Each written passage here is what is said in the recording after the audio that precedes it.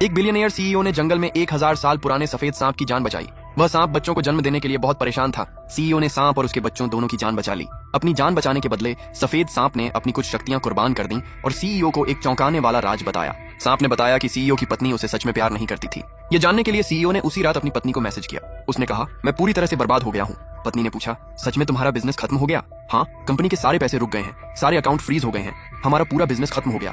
10 साल की मेहनत एक रात में खत्म हो गई। पत्नी ने कहा, हनी तुम मुझे छोड़ तो नहीं दोगे? सीईओ बोला, तुम मुझे छोड़ोगी नहीं ना? पत्नी ने कहा, बिल्कुल नहीं, हम परिवार हैं, अच्छे समय में साथ रहना और बुरे समय में भी साथ रहना चाहिए। सीईओ मन ही मन खुश हुआ।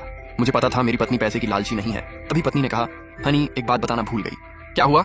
मेरे पापा को एक बहुत गंभीर बीमारी हो गई है, उनके इलाज में बहुत पैसे लगेंगे, लेकिन मेरी बात का गलत मतलब मत निकालना। मैं अब तुम्हारे लिए बोझ नहीं बनना चाहती, इसलिए मुझे लगता है कि हमें तलाक ले लेना चाहिए। सीईओ हैरान रह गया।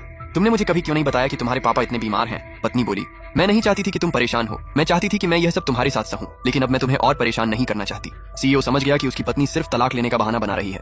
बीमारी भी अभी ही होनी थी।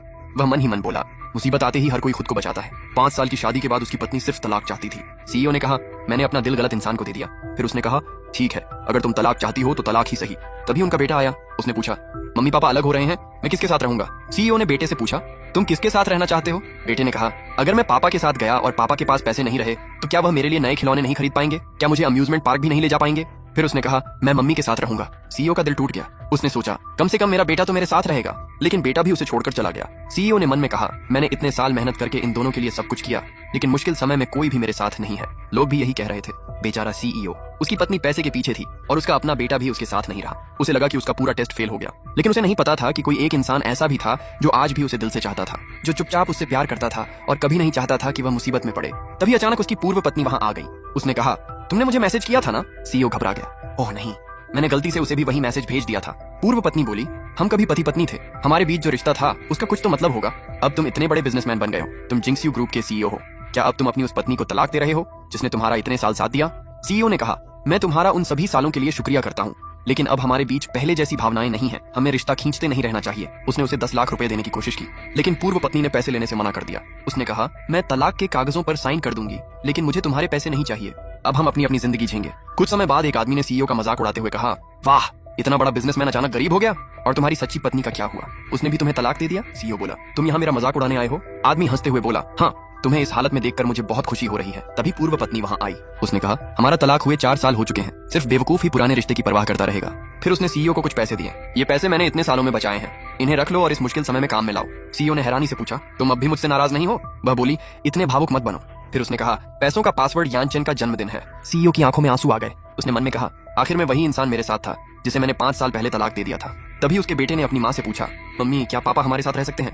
अगर उनके पास रहने के लिए कोई जगह नहीं है तो? माँ ने कुछ देर सोचा, अगर सच में उनके पास जाने के लिए कोई जगह नहीं है तो वह कुछ समय हमारे घर रह सकते हैं। बेटा खुशी से बोला, पापा चलिए। मम्मी ने हाँ कर दी। जब सीईओ वहां पहुंचा तो वह हैरान रह गया। उसका पुराना आलीशान घर अब वहां नहीं था, एक छोटा सा घर था। घर थोड़ा गंदा था, लेकिन बहुत सादा और शांत था। सीईओ ने देखा कि तलाक के इतने साल बाद भी उसकी पूर्व पत्नी और उसका बेटा इसी छोटे से घर में रह रहे थे। उसने कहा, तुमने इतने साल ऐसे घर में रहकर गुजार दिए? वह चुप रही। सीईओ को बहुत बुरा लगा। उसने सोचा, मैंने तुम्हारे साथ क्या किया?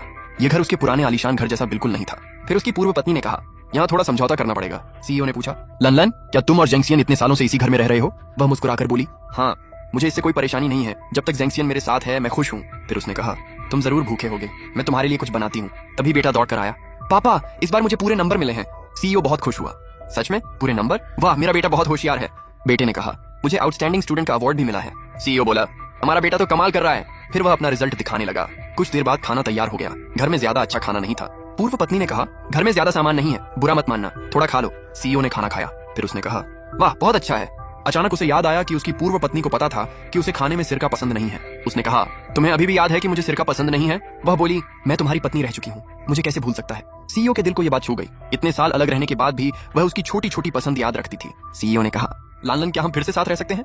तभी उसे एहसास हुआ कि वह 4 साल पहले ही तलाक ले चुका था। उसने सोचा, वह शायद अपनी जिंदगी में आगे बढ़ चुकी है, मुझे उसकी जिंदगी खराब नहीं करनी चाहिए। उसी समय उसे एक और बात पता चली, उसकी पूर्व पत्नी और बेटा इतने सालों से बहुत कम पैसों में अपना घर चला रहे थे। बेटे ने अपनी माँ से पूछा, मम्मी क्या मैं कल नए रंग खरीद सकता हूँ? माँ ने कहा, अभी इस महीने पैसे थोड़े कम हैं, अगले महीने खरीद दूंगी, ठीक है। सीईओ ये सुनकर बहुत दुखी हुआ। उसे विश्वास नहीं हो रहा था कि उसकी पूर्व पत्नी इतनी मुश्किल जिंदगी जी रही थी, फिर भी उसने अपनी सारी बचत उसे दे दी थी। बेटे ने कहा, ठीक है मम्मी, लेकिन अगले महीने आपको मेरे लिए रंग जरूर खरीदने होंगे। मां मुस्कुराई। बाहर ठंड बढ़ रही थी और सीईओ को पहली बार समझ आया कि असली प्यार पैसे से नहीं बल्कि मुश्किल समय में साथ देने से पता चलता है।